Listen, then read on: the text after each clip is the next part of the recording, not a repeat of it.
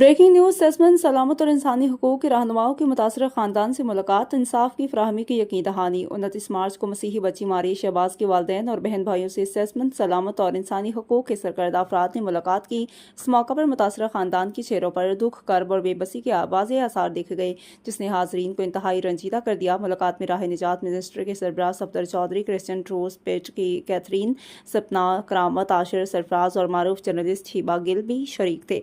तमाम शुरका ने मुतासरा खानदान के साथ मुकम्मल यकजहती का इज़हार करते हुए यकीन दहानी करवाई कि वह कानूनी कार्रवाई में भरपूर ताउन करेंगे और इंसाफ के हसूल के लिए हर मुमकिन इक़दाम उठाएंगे।